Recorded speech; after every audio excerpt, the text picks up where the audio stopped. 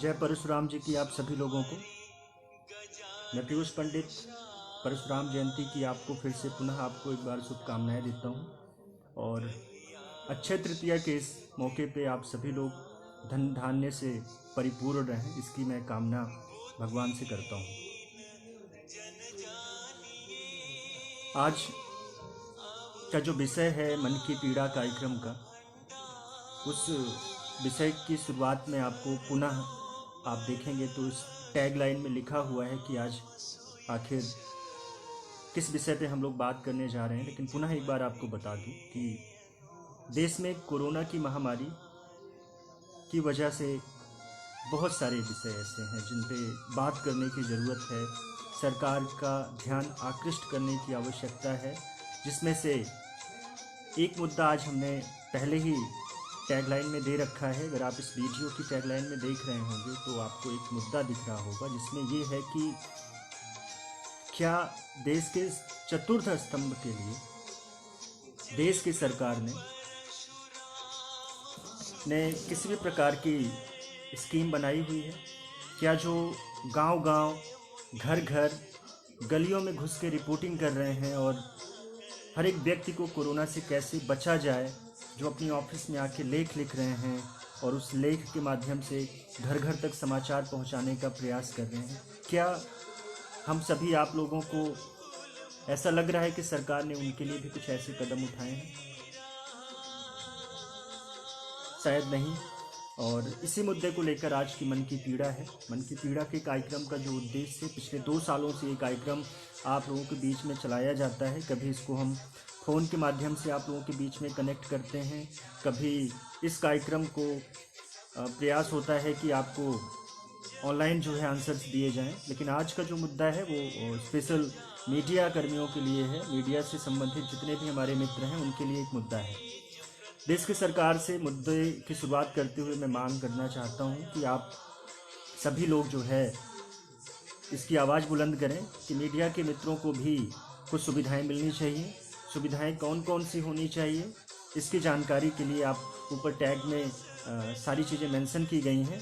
लेकिन फिर भी वॉइस कम्युनिकेशन के माध्यम से आपको ये बताना चाहूँगा कि देश में जिस प्रकार से डॉक्टर्स अपनी सेवा दे रहे हैं, देश में जिस प्रकार से पुलिसकर्मी अपनी सेवा दे रहे हैं या अन्य समाज सेवी संगठन जिस प्रकार से काम कर रहे हैं, उसी प्रकार से एक विभाग और है जिसे देश का चतुर्थ स्तंभ कहा जाता है, जिसे हम आप लोग मीडिया पर्सन्स बोलते हैं, मीडिया हाउसेस बोलते हैं। इन मीडिया में भी 24 घंटे लगातार उसी तरीके से काम किया जा रहा है जिस प्रकार से डॉक्टर्स जो है हॉस्पिटल्स में सेवाएं दे रहे हैं, पुलिस जो है रोड पे आपकी सेफ्टी के लिए लगी हुई है। उसी प्रकार से आप तक सही जानकारी, चाहे वो WHO की तरफ से कोई सूचना हो, चाहे अमेरिका की तरफ से सूचना हो, या राज्य सरकार की तरफ से कोई सूचना हो, या फिर देश के गृह मंत्रालय की तरफ से किसी प्रकार का अपडेट हो इस कोरोना की महामारी को लेकर, इनमें लगातार आप देखेंगे कि इसकी सूचना मीडिया कर्मियों के माध्यम से, ऑनलाइन प्लेटफॉर्म के माध्यम से, प्रिंट मीडिया के माध्यम से, इलेक्ट्रॉनिक मीडिया के माध्यम से हमारे आप तक पहुंच रही है। जब वो लोग भी अपनी जान की बाजी लगाकर, जान को जोखिम में डाल के, अपने परिवार से दूर आके हमारे आप को एक अच्छी जानकारी देने का प्रयास कर रहे हैं, एक ऐसी जानकारी देने का प्रयास कर रहे हैं जिसके माध्यम से कि हम अवेयर हो पाते हैं और अपने आप को सुरक्षित रखते हैं, तो क्या समाज के प्रति उत्तरदायित्व हमारा आपका ये नहीं बनता कि हम उनके लिए भी आवाज़ उठाएं? सरकारों से मैं मांग करता हूं, सरकारों से स्वर्ण भारत परिवार की तरफ से मांग करता हूं कि हर एक प्रदेश में मीडिया कर्मियों के लिए विशेष पैकेज का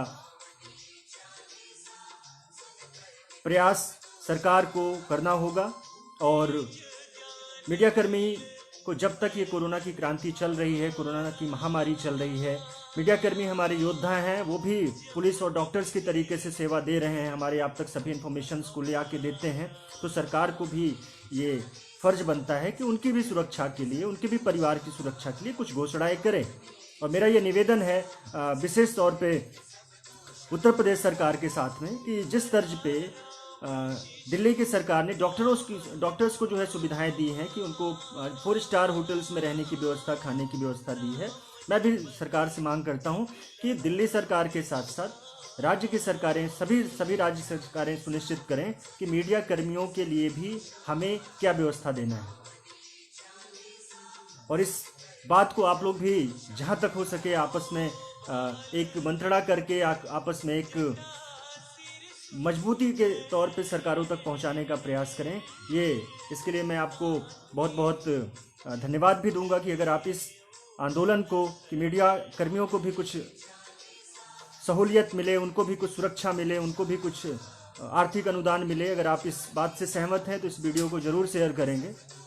और इस वीडियो के साथ साथ आपके कुछ सुझाव हैं, कुछ प्रश्न हैं कि हमें किसी और भी ऐसे सेक्टर्स के जो लगता हो कि इस महामारी में सबसे ज़्यादा सेवा दे रहा है और हम उसकी आवाज़ नहीं उठा पा रहे हैं, तो उसका भी आप लेख लिख के हमारे पास पहुंचा सकते हैं कि आपको किस प्रकार की जानकारी चाहिए। अभी देश में जो मुद्दा है, कोरोना कब तक लॉकडाउन ख़त्म होगा, तो लॉकडाउन ख़त्म होने के आसार आज आज अभी जो समाचार मिला हुआ है उसमें मीडिया बंधुओं के माध्यम से समाचार, अंतर्राष्ट्रीय मीडिया बंधुओं के माध्यम से समाचार ये प्राप्त हुआ है कि अमेरिका ने काफ़ी सहूलियत दी है अपने देश में कि किस प्रकार से हम जो है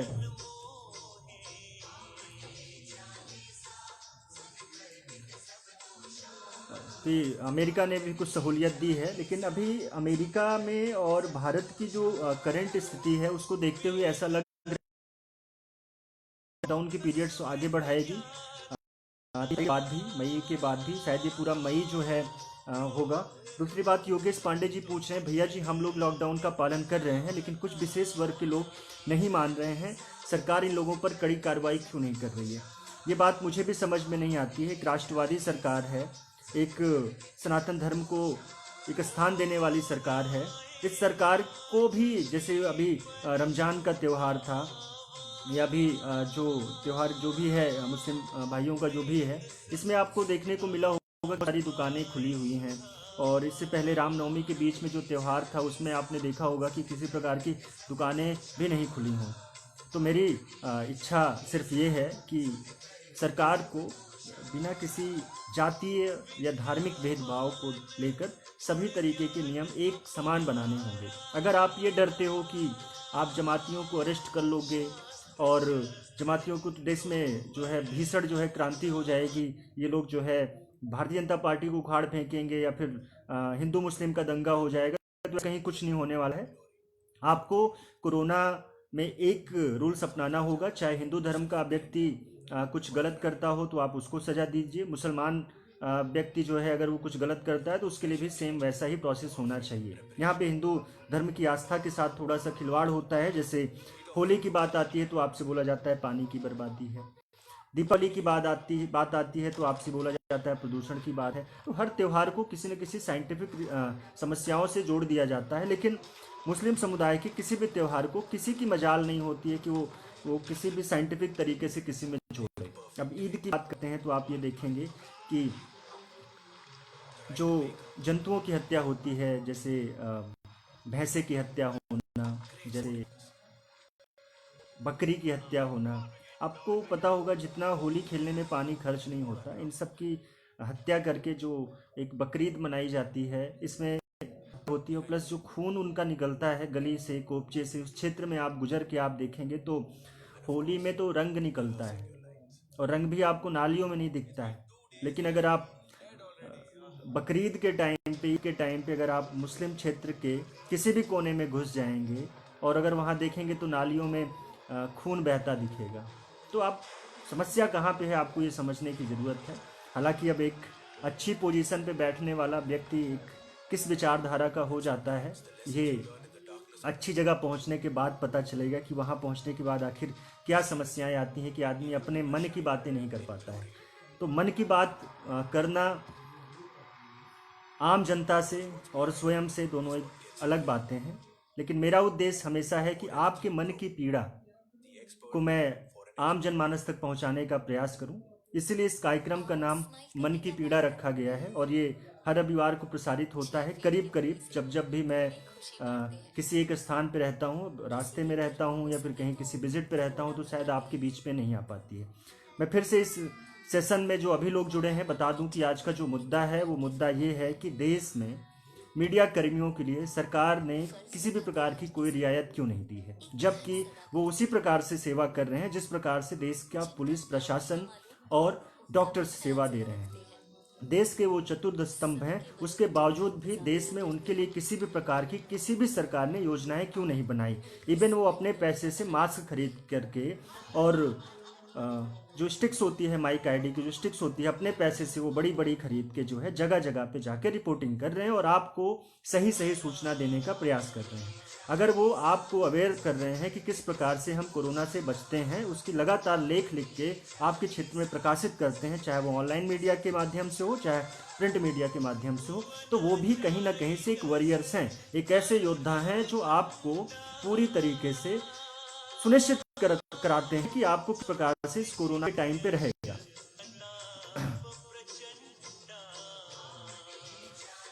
भारतेंदु हरिश्चंद्र जी ने कहा है कि ये त्यौहार हमारी म्यूनिसपैलिटी यानी होली वाली पर साफ सफाई होती है। और निश्चित तौर पे देखा होगा, हम लोग तो गांव के एक ऐसे अंचल से बिलोंग करते हैं जहाँ पे कि बचपन हम लोगों का कच्चे यानी मिट्टी के घर में बीता हुआ है। मिट्टी के घर में भी जिस प्रकार से सफाई हुआ करती थी, दीपावली आने से पहले 2-3 दिन 4 दिन लोग एक दूसरे की मदद करते थे, जो उस मदद के माध्यम से एक दूसरे के घरों को जो है चमकाने का प्रयास करते थे। आप पूरा गांव आप देखेंगे तो एक अलग सुगंधित माहौल में रहा करता था, चाहे वो दीपावली हो चाहे होली हो।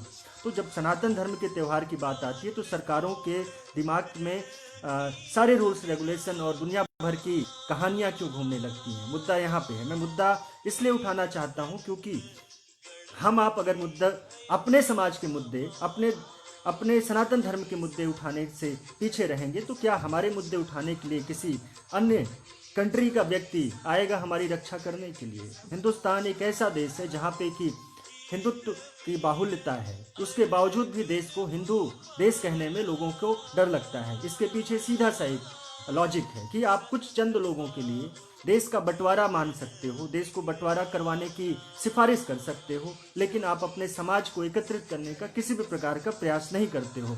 और इस प्रयास में सबसे बड़ा जो रोड़ा आता है सरकार के सामने, वो आता है जातिवाद का।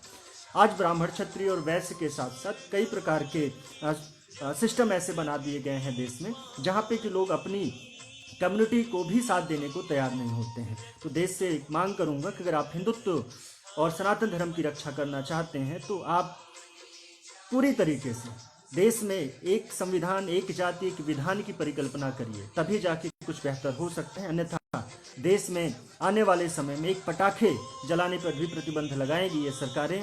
और होली पे अगर आपने गलती से किसी को गुलाल लगा दिया तो निश्चित तौर पे जैसे आज SC/ST एक्ट जैसा एक काला कानून जो है लगा दिया गया है, वो ऐसा कानून लगता रहेगा। लेकिन मैं फिर से कहता हूँ, अगर आप इस बात को गौर से सुन रहे होंगे, चाहे हिंदू हो, चाहे मुसलमान हो, चाहे सिख हो, ईसाई हो, देश में सबके लिए एक जैसी योजना होनी चाहिए। और इसमें अगर कोई किसी भी जाति से बिलोंग करता है, अगर उसको ज़रूरत होती है तो उसको कार्यक्रमों में भागीदारी करने का एक समान अधिकार होना चाहिए। आज के दिन लगातार कई प्रकार के मुद्दे सरकारों के माध्यम से भी देखने को मिलते हैं, गैर सरकारी संगठनों के माध्यम से भी मिलते हैं कि इस मुद्दे पे आपकी राय हैं, इस मुद्दे की राय है। तो यहाँ पे राय सीधी से एक है कि अगर आप देश में शांति चाहते हैं तो आप किसी को मुसलमान है, किसी को हिंदू है, किसी को जाति से या धर्म को देख के अगर आप किसी भी प्रकार की राजनीति करने का प्रयास करते हैं तो मैं इस बात को कैसे संगठन का मुखिया होने के नाते मैं इसको काटता और मैं उम्मीद करता हूँ कि आप लोग भी निश्चित तौर पे इस बात को आगे बढ़ने का प्रयास करें। आज जो मुद्दा है, बेसिकली मुद्दा ये है कि मीडिया बंधुओं की जान इतनी सही हो गई है कि वो गली गली में आपको समाचार दे रहे हैं, गली गली आप रिपोर्ट दे रहे हैं, मोदी की बात को तुरंत एक झटके में आप तक पहुंचा देते हैं। कोरोना के सारे जो केसेस बढ़ रहे हैं, निश्चित तौर पर सबसे पहले मीडिया का पदार्पण होता है। मीडिया के माध्यम से न्यूज डॉक्टर हॉस्पिटल तक जाती है, पुलिस प्रशासन उसको वहां तक लेके जाता है। उसके बाद भी जो आप करंट अपडेट्स देखते हो, लगातार अपडेट्स देखते हो, तभी वो चीजें अपडेट हो रही हैं। इसके बावजूद भी उनके लिए कोई आवाज उठाने वाला नहीं है। जब तक देश में कोरोना की महामारी चल रही है, भारत सरकार को सुनिश्चित करना चाहिए कि देश में चाहे छोटा कोई पत्रकार हो, चाहे बड़ा पत्रकार हो, रजिस्टर्ड न्यूज चैनल का पत्रकार हो या एक छोटे से पोर्टल का समाचार प्रसारित करने वाला व्यक्ति हो, उन सब को कम से कम 20-20 हजार रुपए तब तक सरकार सुनिश्चित करे जब तक कि ये शांति के साथ जो है कार्यक्रम नहीं चल रहा है, जब तक ये कोरोना की महामारी खत्म नहीं हो जाती है। कई बार कई सारे मुद्दे एक साथ आ जाते हैं। आज का मुद्दा जिस प्रकार से उठाने का मैं प्रयास कर रहा हूं कि मीडिया के लिए आवाज कौन उठाएगा, और सबसे बड़ा दुख की बात यहाँ पे कितने बड़े बड़े मीडिया हाउसेज होने के बावजूद भी जो बड़े बड़े बंगले में बैठे हुए हैं, जिनके खुद के चैनल्स हैं, वो खुद जो है अपने कर्मियों के लिए किसी प्रकार की योजना की बात नहीं करते हैं, सरकार से मांग नहीं करते। सरकार की एक एक बात को एक एक आम आदमी तक पहुंचाने के लिए उनका चैनल रेडी है, लेकिन अपने ही कर्मियों को जो उनके यहाँ ग्राउंड रिपोर्टिंग कर रहे हैं उनकी आवाज उठाने की कोई बात नहीं है। तो ये कहीं से एक बहुत बड़ी चिंता की बात है कि निम्न श्रेणी पे यानी छोटे श्रेणी पे या जो सबसे निचला स्तर होता है वहां के कार्य करने वाले लोगों की आवाज कोई नहीं उठाता। स्वर्ण भारत परिवार मीडिया बंधुओं के साथ है और सरकार से मांग करता है कि 20,000 रुपए प्रति मंथ उनको दें। उनकी सुरक्षा के लिए पूरी तरीके से उनको सुरक्षा की किट प्रदान की जाए, उनको ग्लव्स दिए जाएं, मास्क दिए जाएं, पीपीटी किट उनको प्रोवाइड की जाए, और लगातार उनकी सुरक्षा की जो है जिम्मेदारी राज्य सरकार और गृह मंत्रालय की है। आज ट्विटर के माध्यम से, पत्र के माध्यम से स्वर्ण भारत परिवार ने सभी पत्रकार बंधुओं की सुरक्षा के लिए ये चीज़ें मांगी हुई है, और मैं उम्मीद करता हूं कि पत्रकार बंधु भी इस आवाज़ को मुखर करेंगे और लगातार इस चीज़ को आगे बढ़ाने का प्रयास करेंगे। अभी कल परसों से खबर चल रही है लगातार एटा में 5 ब्राह्मणों की हत्या कर दी गई। कई सारे एंगल्स उसके सामने आए हुए हैं। अभी उनके घर परिवार से कंटिन्यू बात करने के प्रयास में स्वर्ण भारत परिवार लगा है। एटा की टीम भी वहाँ पे अभी जा नहीं पा रही है, पहुँच नहीं पा रही उनके घर तक। उसके पीछे वजह ये लॉकडाउन की सख्ती और साथ ही साथ कई ऐसे मुद्दे हैं जो वहाँ के एंगल्स को क्लियर नहीं होने दे रहे हैं। लेकिन उम्मीद है कि कल तक पुलिस ने एक विचार अपना रखा है कि वो आत्महत्या भी हो सकती है, क्योंकि किसी प्रकार का विशेष निशान नहीं आया है। लेकिन अभी तक तह तक जो जानकारी मिली है उसके अनुसार यही है कि शायद वो आत्महत्या भी हो सकती है। इसीलिए अभी किसी प्रकार के आंदोलन की या फिर किसी प्रकार की मांग की जो है हमने सरकार के समक्ष अपनी बात नहीं रखी है। शासन प्रशासन से बात हुई है, वहाँ के एसएसपी से बात हुई है, वहाँ के डिस्ट्रिक्ट मजिस्ट्रेट को भी मैसेज के माध्यम से भी जानकारी दी है कि इस पर आप अपना संदेश भेजें। साथ ही साथ उत्तर प्रदेश पुलिस की जो कम्युनिटी है उसको भी इस मुद्दे को उठाने के लिए प्रयास किया गया है। अभी लगातार कुछ मुद्दे चल रहे हैं जो समाज के विरोध में चल रहे हैं, किसी एक विशेष जाति के खिलाफ एजेंडे चलाए जा रहे हैं, तो उससे घबराने की आवश्यकता नहीं है। मैं ये फिर से ये चाहूँगा कि अगर आप लोग स्वयं को मजबूत करने के प्रोसेस में लग जाते हैं, खुद को मजबूत करना शुरू कर देते हैं, तो निश्चित तौर पे आप आने वाले भविष्य में अपनी साख को बचा पाएंगे, और चाहे वो आप किसी भी समाज के व्यक्ति हों। कुछ लोगों ने कमेंट किया हुआ है कि लालगंज से हैं वो, और लालगंज में आज के दिन लॉकडाउन का पालन मुस्लिम समाज के लोग नहीं कर रहे हैं। मैं निवेदन करूंगा सभी मुस्लिम समाज के मित्रों के साथ में कि मुस्लिम समाज के युवा जो हैं आज बहुत ही एजुकेटेड हैं, बहुत ही पढ़े लिखे हैं। वो जाहिल जमात जैसे या फिर आतंकवादी गतिविधियों में अपने आप को, आईएसआई जैसे संगठनों के चक्कर में अपने आप को ना डालें, क्योंकि कहीं ना कहीं से जो भी एक धार्मिक उन्माद फैलाने वाली प्रक्रिया होती है वो जाहिलों के द्वारा की जाती है। वो चाहे वो किसी भी समाज में हो, वो किसी भी विचारधारा के लोग हों, जहाँ पे अति क्रूरता की बात हो जाए, जहाँ पे विद्वेष भाव का एक सोच उत्पन्न हो जाए, तो ऐसी स्थिति में आपको उस डिपार्टमेंट को, उस संस्था को, उस सोच को छोड़ देना चाहिए। तो आपसे निवेदन करूंगा कि अगर आप मुस्लिम समुदाय के हैं तो कुछ हद तक आपको मेडिकल पे व्यवस्था करना होगा। आपको पता होगा सनातन धर्म के करीब करीब सभी मंदिर जब से प्रधानमंत्री जी ने बोला है उसको बंद किया गया है। आम जनमानस वहाँ पे नहीं आता जाता है, जबकि ये भारत देश है, यहाँ पे मस्जिदों से कई गुना ज़्यादा मंदिरों की संख्या है, मुसलमानों की संख्या से कई गुना ज़्यादा हिंदुओं की जनसंख्या है। उसके बाद भी ये स्थिति हम बना रखी है कि हम उस चीज़ को पालन कर रहे हैं। पालन इसलिए कर रहे हैं कि हमारे से बीमारी उठकर किसी अन्य व्यक्ति को ना पहुँचे। आज लॉकडाउन है, दुनिया के सभी बड़े बड़े कॉर्पोरेट घराने, छोटे व्यवसायी, हर भी अपने घर में वर्क फ्रॉम होम की तैयारी में बैठे हुए। उसकी सीधी वजह यही है कि कहीं संक्रमित व्यक्ति से दूसरे संक्रमित व्यक्ति को संक्रमण ना हो जाए। तो जब इस बीमारी का एक लॉजिक ही यही है कि एक छुआछूत की बीमारी है, तो मस्जिद में हिंदू तो जाएगा नहीं कलमा पढ़ने के लिए, या फिर हिंदू तो अजान करने जाएगा नहीं वहाँ पे। तो क्यों आप अपने ही समाज के प्रति अपना उत्तरदायित्व नहीं निभा रहे हो? जाहिल जमात ने अब तक जितने लोगों में कोरोना फैलाया हुआ है उसमें 80% मुसलमान ही हैं। ये आप इस बात को हमेशा से ध्यान रखिए। तो आप भारत देश के हिंदुओं का नुकसान नहीं कर रहे हैं। अगर आपको कोई आपको ये पाठ पढ़ा रहा है कि आप जो है हिंदुओं को कोरोना से मार दोगे, तो ये आपकी भूल है। इससे पहले भी आपको याद होगा कि एक बहुत बड़ा फ्लू हुआ था, बड़े बड़े लोग बहुत सारी संख्या में हर कंट्री में मर गए थे। लेकिन हर एक बुराई का अंत होता है, आज नहीं कल इस बुराई का अंत होगा।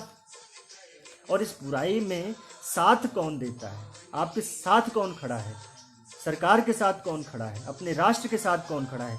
इतिहास में नाम उन्हीं का लिखा जाता है।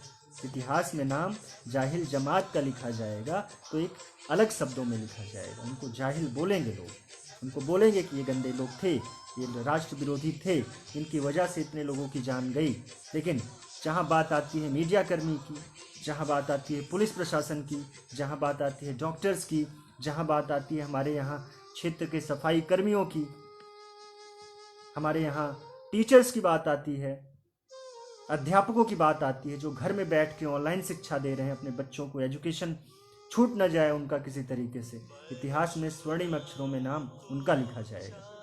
तो मैं सभी मुस्लिम समुदाय के बंधुओं से और उनके यहाँ की यूथ लीडर्स को खास तौर पे, क्योंकि जो पुराने हैं उनकी मानसिकता पे भरोसा नहीं किया जा सकता है, लेकिन हमारे आप जैसे जो युवा हैं, 25 साल 30 साल 35 साल के जो यूथ हैं, जो एक नई क्रांति, जो देश को राष्ट्र को सर्वोपरि समझते हैं, जिनके अंदर धार्मिक उन्मादता नहीं है, जिनके अंदर एक विषैली सोच नहीं है, जो अपना गुरु ओसामा बिन लादेन को नहीं मानते हैं, जो अपना गुरु देश के पूर्व राष्ट्रपति अब्दुल कलाम को मानते हैं, ऐसी सोच की विचारधारा वाले युवाओं को मैं सम्मानित भी करना चाहता हूं और उनसे एक निवेदन भी करना चाहता हूं कि अब समय आ गया है, अब एक ऐसा समय आ गया है जहां पे आप हिंदू होने से पहले आप एक इंडियन हैं, एक राष्ट्रवादी सोच के व्यक्ति हैं। मुसलमान होने से पहले आप सबसे पहले एक हिंदुस्तानी हैं, आप एक राष्ट्र के नायक हैं।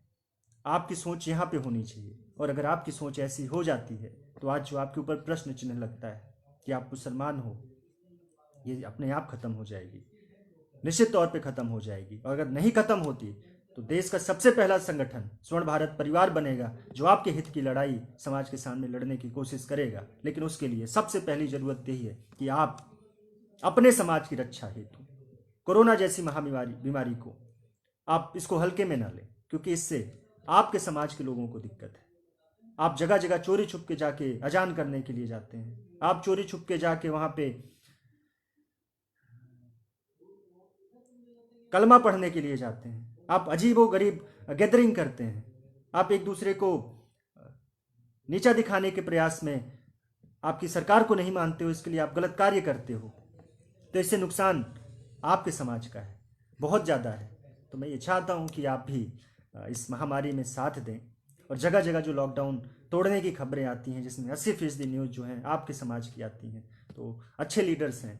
तो मैं तो देश में जो मुस्लिम लीडर्स हैं, चाहे वो अवैसी बंधु हैं, उनको भी सामने आना चाहिए, मुसलमानों को समझाना चाहिए।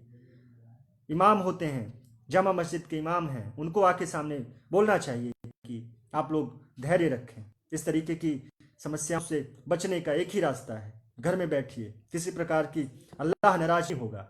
अल्लाह खुश तब होता है जब आप जीवित रहते हैं और जीवन काल में आप अच्छे कार्य करते हैं। अगर आप इस्लामिक अच्छे जानकार हैं तो इस्लाम कभी भी नहीं कहता कि आप किसी को छुआछूत की बीमारी पैदा कराइए, और इस्लाम कभी भी ये नहीं कहता कि आपको बीमारी नहीं हो सकती। आपको बीमारी निश्चित तौर पे होगी। बीमारी नहीं होती तो इतने लोगों की जानें नहीं जाती। जब ऐसी सिचुएशन में सारी साइंटिफिक चीज़ें फेल हो चुकी हैं, सारे मेडिकल की चीज़ें फेल हो चुकी हैं, तो एक सीधा सा कॉन्सेप्ट है, एक समझने वाली बात है कि हमें अपने घर में बैठ के आराम से अपने कार्य को अंजाम देना है। जो कार्य आपका है आप उसको करते रहें। लेकिन यहाँ तो लगातार रिपोर्ट्स आ रही हैं कि कहीं जमाती कहाँ से कहाँ पहुँच गए, कहाँ से कहाँ पहुँच गए और कहाँ से क्या हो गया। शर्म आती है मुझे ऐसे समाज के लोगों पर जो अपने समाज की रक्षा नहीं करना चाहते।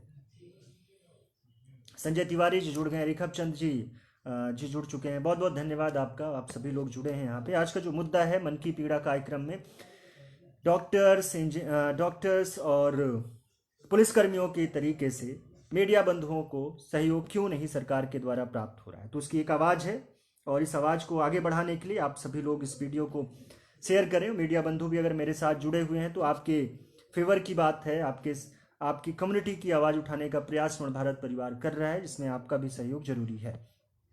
स्वर्ण भारत परिवार ने तय किया है कि मीडिया बंधुओं को किसी प्रकार की समस्या आती है कोरोना से संबंधित, तो जो सहयोग हो सकता है, जिस प्रकार से सहयोग हो सकता है, हम करने का प्रयास करेंगे। और आपकी आवाज़, आपकी मांगों को मैं सरकार तक पहुंचाने का प्रयास कर रहा हूं, लगातार कर रहा हूं, लगातार। अगर आज नहीं कल आपके फेवर में किसी प्रकार की सहूलियत सरकार बरतती है, आपके लिए किसी प्रकार का पैकेज देती है, तो निश्चित तौर पर ये आपकी विजय होगी, निश्चित तौर पे ये विजय होगी। क्योंकि ये प्रयास आज से नहीं, पिछले करीब 10 दिनों से लगातार उठा रहा हूं कि जिस प्रकार से डॉक्टर्स को सुविधाएं दी जा रही हैं, जिस प्रकार से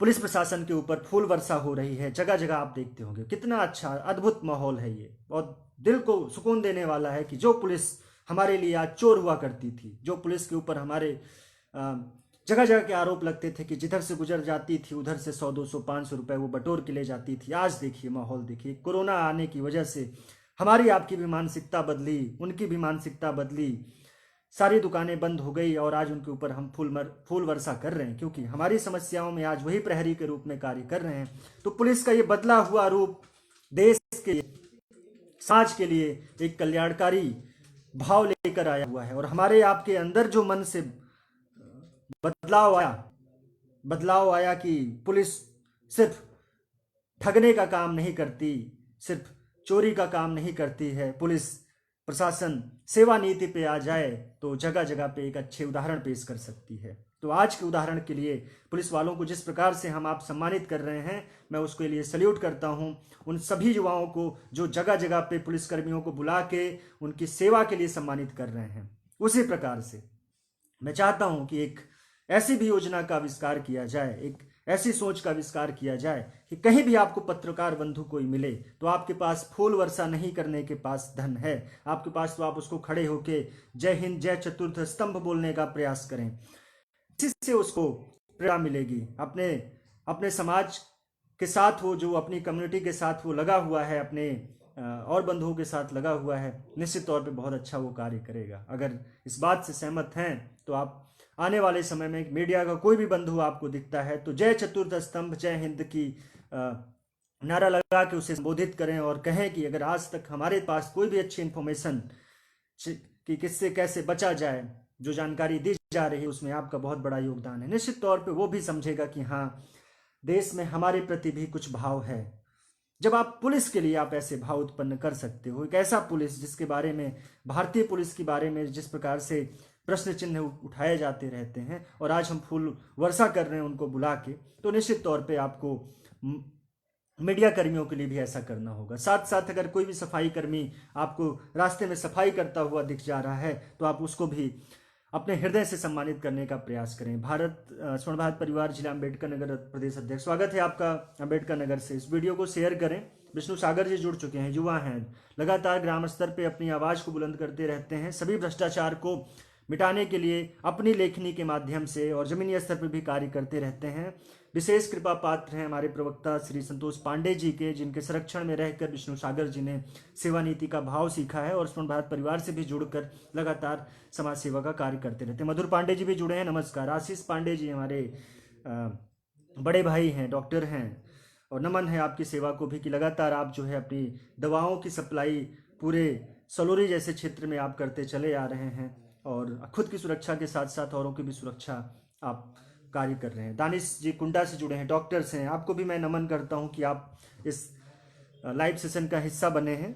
भले ही आप कमेंट ना कर पाए किसी मजबूरीवश, लेकिन आप आए यहाँ पे, मैं उस बात के लिए बहुत ही अ, अपने आप को धन्य समझता हूँ कि एक डॉक्टर जो भगवान का दूसरा रूप होता है वो यहाँ पे आया और आके बातें सुनेगा कि डॉक्टर्स के प्रति जो स्वर्ण भारत परिवार का भाव है वो किस प्रकार से है। अगर आपको लगता है कि किसी भी ऐसे प्रश्न, किसी भी ऐसी विषय को उठाना चाहिए तो हमें उठाना होगा। और आप सभी लोगों से निवेदन है कि अभी जो मुद्दा है, आयोग सरकार में ब्राह्मण हत्याएं बहुत हो रही हैं, इतना किसी सरकार में नहीं हुई। ब्राह्मण महीपत मिश्रा जी कह रहे हैं, भैया जी योगी योगी आदित्यनाथ जी के सरकार में ब्राह्मण हत्याएं बहुत हो रही हैं, इतनी किसी सरकार में नहीं हुई हैं और ना ही होगी। योगी जी जातिवादी राजनीति करते हैं बहुत ज्यादा। ये आपके प्रश्न हैं।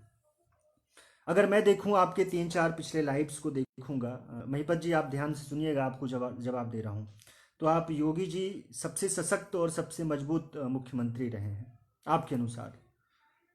मोदी जी भाग्य विधाता हो गए हैं। बात यहाँ समझने की होती है। आप जिस व्यक्ति विशेष की पूजा करते हो, स्वर्ण भारत परिवार किसी व्यक्ति विशेष की पूजा नहीं करता है।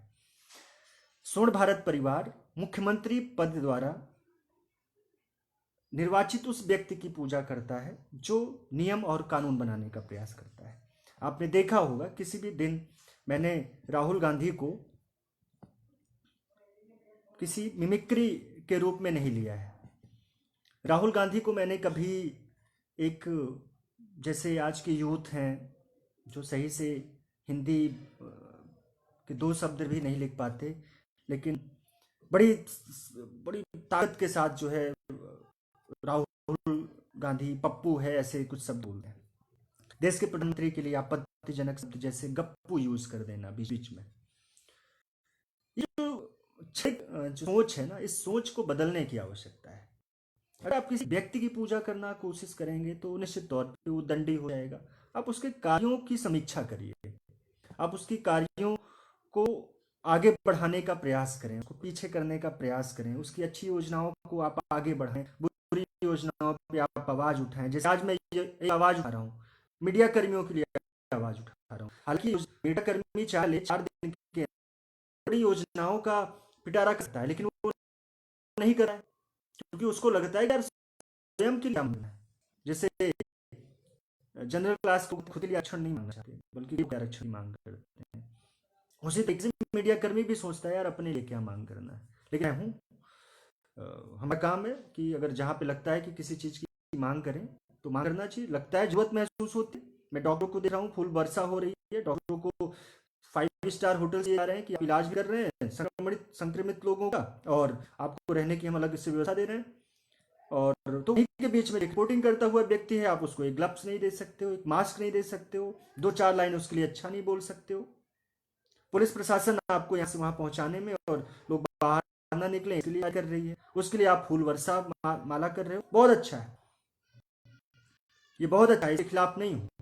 डॉक्टरों को ढेर सारी सुविधाएं मिलना चाहिए और भी मिलना चाहिए। डॉक्टरों को घर वालों को लाख रुपए दे दो, कोई फर्क नहीं पड़ा। पुलिस वालों का पैकेज बढ़ा दो, इस समय और भी पैसा दो, डबल सैलरी दो, बहुत अच्छी बात है, कोई दिक्कत नहीं है। लेकिन मीडिया कर्मी के लिए क्या क्या मुद्दा ये है, मुद्दा ये है कि आपके लिए किया गया, तो आप लोगों को उठ के आना पड़ेगा इसके लिए आगे। मीडिया कर्मियों को निश्चित तौर पे कुछ ना कुछ तो सहानुभूति और कुछ ना कुछ आर्थिक अनुदान तो मिलना ही चाहिए। और इसकी मांग जो है स्वर्ण भारत परिवार लगातार कर रहा है कि हर एक मीडिया को 20-20 हजार रुपए, जब तक कि कोरोना की महामारी चल रहा है तब तक सभी लोगों को 20-20 हजार रुपए मिलना चाहिए। उनके घर परिवार की सुरक्षा की योजनाएं बननी चाहिए, उनको ड्रेस देना होगा, उनको पीपीटी किट पूरी देनी होगी, उनको कपड़े पहनने की व्यवस्था होनी चाहिए, उनके पास भी वो सारी सामग्री होनी चाहिए, उनकी गाड़ी में व्यवस्था देनी चाहिए किट सरकार को। जहां रिपोर्टिंग करने जा रहे हैं आप पूरी लैस होकर तैयारी के साथ, उसका कैमरामैन, बहुत सारे मीडिया कर्मी कोरोना पॉजिटिव होते जा रहे हैं। अगर सरकार पहले से कदम उठाती, क्योंकि वो अपनी रिपोर्टिंग बंद नहीं कर सकते हैं। अगर मेरठ में कोई घटना घट रही है आज तो उसकी जानकारी एक प्रधानमंत्री तक कौन पहुंचाएगा? प्रधानमंत्री आज कुछ बोल रहे हैं तो आम जनता तक उसकी बात कौन पहुंचाएगा? मैं कुछ बोल रहा हूं तो इसकी बातें मीडिया के माध्यम से तो जाएंगी। 10 लोग बहुत अच्छी सेवा का कार्य कर रहे हैं, उनकी सूचना कौन ले जाके देगा? अरे इसी से तो प्रेरित होते हैं लोग, इसी से तो प्रेरणा मिलती है कि कैसे हम काम करेंगे। इसीलिए आपसे बार बार एक निवेदन कर रहा हूं, बार बार निवेदन कर रहा हूं कि आपको जिस मुद्दे को लगता है कि उठाने की जरूरत है आप उठाइए। जय परशुराम जी की अनुज जी, लगातार आपको उठाने की आवश्यकता है। तो मुद्दा और प्रश्न महिपत मिश्रा जी का था कि जातिवादी सोच के साथ भारतीय जनता पार्टी की उत्तर प्रदेश सरकार कार्य कर रही है। मैं इस बात से बिल्कुल सहमत नहीं हूं। एक इतने बड़े संगठन का जिम्मेदारी लेते हुए मैं कहता हूं कि ऐसी कहीं कोई समस्या नहीं है। समस्या है तो हमारे आपकी सोच में समस्या है, क्योंकि अगर आप किसी व्यक्ति को भगवान के तरीके से पूजा करेंगे तो अगर बारिश होगी तो कहेंगे आप भगवान ने बारिश करवा दी, और अगर सूखा पड़ेगा तो आप ये नहीं कहते हो कि भगवान ने सूखा डाल दिया। यहां समस्या है कि थोड़ी सी अच्छा काम दिख गया तो आपकी वाहवाही करना शुरू कर देते हो, और कुछ गलत हो जाता है तो 100 गलत के बाद आपकी आवाज आज उठ आई है। अरे इससे पहले हजार ऐसे कांड हुए हैं जहां पे ये लगा है कि सरकारें गलत कर रही हैं, आप आवाज देने में साथ नहीं खड़े होते हैं, आप आवाज बुलंद नहीं करते हैं, और आज आपने जातिवादी योगी जी को जातिवादी घोषित कर दिया। उनकी नीतियों को घोषित करिए, उनकी नीतियां गलत हैं। इसीलिए यही वजह है कि बहुत ज्यादा किसी भी पार्टी के प्रति सहानुभूति रखने में मैं सहमत नहीं होता हूं। तो आप हो सकता है कि आपके प्रश्न का उत्तर सीधा सीधा आपको समझ में आ गया हो। यहाँ पे किसी पार्टी का झंडा उठा के भक्ति करने का समय नहीं है, अपने देश अपने राष्ट्र का झंडा उठा के भक्ति करने का समय है मित्र। तो अगर इन बातों से आप सहमत हैं तो इस वीडियो को आगे बढ़ाएंगे, अगर इस सहमत नहीं है तो जितने भी लोग सुनेंगे निश्चित तौर पे उनको आज कुछ ना कुछ तो अद्भुत ज्ञान मिलेगा। और ये विशेष तौर पे आज का जो सेशन है वो मन की पीड़ा है। मन की पीड़ा ये है कि मीडिया बंधुओं के लिए सरकार इतनी निष्क्रिय क्यों है, उत्तर प्रदेश की योगी सरकार इतनी निष्क्रिय क्यों है, देश का प्रशासन, जिले का प्रशासन इनके लिए इतनी निष्क्रिय क्यों है, क्यों इनके लिए किसी विशेष प्रकार का पैकेज, इनके लिए विशेष सुविधा क्यों नहीं दे रही है।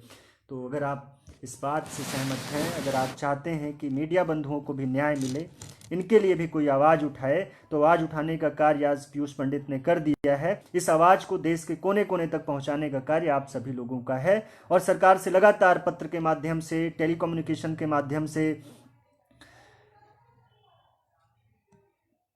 डिस्ट्रिक्ट मजिस्ट्रेट के माध्यम से कई जगह पे ये सूचना दी गई है कि पत्रकार बंधुओं की भी सुरक्षा सुनिश्चित की जाए, उनके लिए भी किसी न भी किसी प्रकार की सूचना दी जाए। भगवान परशुराम की जयंती अक्षय तृतीया का एक अद्भुत मेल कल से और आज तक चल रहा है। कल भी इसका लग्न था और आज भी लग्न है। उम्मीद है कि आप सभी लोगों ने भगवान परशुराम जी की पूजा अर्चना की होगी। मैंने भी आज अभी पूजा अर्चना की भगवान परशुराम जी की, और भगवान परशुराम जी की कृपा आप सभी लोगों पे बनी रहे। कुछ हमारे क्षत्रिय मित्र हैं जो भगवान परशुराम जयंती का विरोध करते हुए दिखे, मैं उनको भी चाहता हूं कि भगवान विष्णु, भगवान श्री राम सद्बुद्धि दें, क्योंकि उन्हीं का एक अंश भगवान परशुराम जी हैं। दूसरी बात, कुछ लोग कहते हैं क्षत्रिय विहीन कर दिया परशुराम जी ने, तो इस बात को मैं बिल्कुल गलत मानता हूं, और एक सही जानकारी आप सभी लोगों को देना चाहता हूं कि जहां तक मेरा अध्ययन ये कहता है, भगवान परशुराम जी ने दुष्ट प्रकृति के आताताइयों यानी राजाओं, उस समय का जो राजा हुआ करते थे, निश्चित तौर पे मैक्सिमम क्षत्रिय हुआ करते थे, उनका वध किया। आताताइयों का शब्द ये होता है कि जो दुष्ट प्रकृति के, रावण प्रकृति के लोग होते थे। और अगर उस पर आप अगर भगवान को, भगवान के रूप को प्रश्न चिन्ह लगाते हो कि गलत व्यक्तियों का संहार क्यों किया भगवान परशुराम ने, तो यहाँ पे आपकी समझ में थोड़ा सा दोष है। तो इस दोष को दूर करने के लिए एक छोटा सा एग्जाम्पल मेरे पास है कि भगवान विष्णु के ही अवतार भगवान श्री राम जी ने जन्म लिया महापंडित महाब्राह्मण रावण को मारने के लिए। तो क्या किसी ब्राह्मण ने रामनवमी नहीं मनाई? क्या किसी हिंदू धर्म के किसी अन्य जाति के व्यक्ति ने भगवान श्री राम को अपना आराध्य नहीं माना? तो ये एक सामाजिक जोड़ने के भाव के तहत आपसे निवेदन करता हूँ कि भगवान परशुराम जी ने संहार सिर्फ गलत व्यक्ति का किया, गलत राजाओं का किया जो गलत प्रकृति और प्रवृत्ति के थे। भगवान परशुराम स्वयं भगवान राम के ही अवतार हैं, भगवान विष्णु के ही अवतार हैं। जिस प्रकार श्री राम जी हमारे लिए आराध्य हैं, अगर आप सही से समझेंगे तो उसी प्रकार से भगवान परशुराम जी भी आपके आराध्य हैं। इसको आप क्षत्रिय ब्राह्मणों के बीच की खाई का प्रकथन के रूप में प्रस्तुत ना करें, ये आपसे निवेदन है, क्योंकि भगवान श्री राम भी विष्णु के ही एक अंश हैं, भगवान परशुराम जी भी उन्हीं के एक छठे अवतार हैं। उनकी आरती करिए, उनके बताए गए सद्मार्गों को ग्रहण करिए, निश्चित तौर पे आप सभी का कल्याण होगा। और अगर मेरी इस बात में कहीं से आपको किसी भी प्रकार की समस्या हुई हो तो क्षमा मांगने वाला ये कार्य है नहीं। मैं तो प्रयास यही करता हूँ कि आप सभी लोग एकजुट होकर एक समाज की स्थापना करें, एक सभ्य समाज की स्थापना करें। ये जो वर्चुअल कम्युनिटी के माध्यम से बनाई गई पार्टियां हैं अलग अलग प्रकार की, किसी का लाल झंडा, किसी का पीला झंडा, किसी का नीला झंडा, किसी का केसरिया झंडा, किसी का ग्रीन झंडा, किसी का ब्लू झंडा, इन सब से आप लोगों को निकालिए, क्योंकि आपका जो झंडा है वो राष्ट्र का झंडा है, जिसे आप तिरंगा कहते हो। उसको लेकर आप किसी भी प्रकार का, किसी भी विचार का, किसी भी अच्छी योजना का निर्माण करें और देश में अपनी एक अद्भुत छवि बनाने का प्रयास करें। लेकिन अगर आप निश्चित तौर पे दौड़ते रहेंगे इन सब चीज़ों के पीछे, तो लगातार ऐसे ही कंप्लेन आप करते रहेंगे कि फलाने ब्राह्मणवादी हो गए हैं, धमकाने क्षत्रियवादी हो गए, मायावती दलितवादी हो गई, मुसलमान को फोकस देने वाली कांग्रेस हो गई, हिंदुत्व की रक्षा करने के लिए भाजपा हो गई। ये सतत चलता आया है, आज से नहीं। मुगल आए, फारसी आए, उज़्बेकिस्तान, पता नहीं कहाँ कहाँ के लोग आए देश में, इस देश में राज्य करते रहे।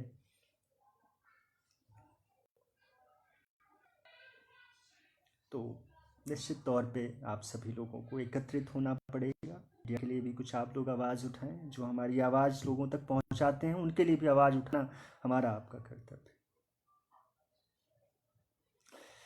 महिपत मिश्रा जी बहुत ही युवा समझदार व्यक्ति हैं और मेरे छोटे अनुज हैं। अगर उस व्यक्ति के हृदय में पीड़ा हुई है कि योगी जी के आने से, इनके रहते हुए कई सारे ब्राह्मणों की हत्या हुई है, तो निश्चित तौर पे उसकी बातों में कुछ न कुछ सच्चाई होगी, तभी उसने कहा है। लेकिन किसी प्रदेश के मुखिया को इतनी जल्दी से किसी जाति के बंधन में बांध देना इतना आसान नहीं होता है। इसके पीछे के क्रियाकल्प भी देखने होंगे, देखेंगे, हम भी थोड़ा अध्ययन करेंगे इस बात पे। आज पहली बार ये सोच आई हुई है कि वो ब्राह्मण विरोधी हैं, तो उस पर थोड़ा सा गौर किया जाएगा, क्योंकि सबसे पहले मैं एक ब्राह्मण व्यक्ति हूँ, फिर मैं भारत देश का रहने वाला हूँ, एक सनातनी धर्म का हिंदू हूँ, जिसको प्रेम है सभी जातियों, सभी स्पीसीज से, सभी अंतर्राष्ट्रीय स्तर की सभी चीज़ों से प्रेम करता है, जिसके लिए भूमि माँ के समान है, नदियाँ माँ के समान है, पर्वत भगवान के समान है, जिसके लिए गीता एक संविधान की तरीके से, जिसके लिए मनुस्मृति एक मनन करने वाली स्मृति के रूप में होती है, जिसके हृदय में मनुस्मृति बसी हो, जिसके जीवा पे सभी के लिए प्रेम भाव हो।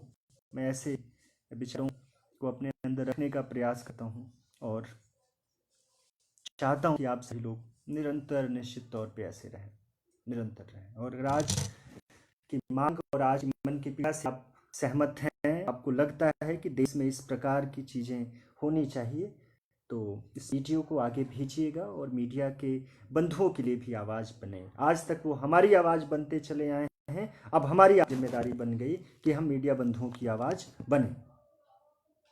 अगर आपके किसी प्रकार के और भी कोई प्रश्न है तो मन की पीड़ा के अगले सेशन में भाग ले सकते हैं, अपनी बातें रख सकते हैं और निश्चित तौर पे हम उसका जवाब देने का प्रयास करेंगे। बहुत बहुत धन्यवाद आप सभी लोगों का जुड़ने के लिए।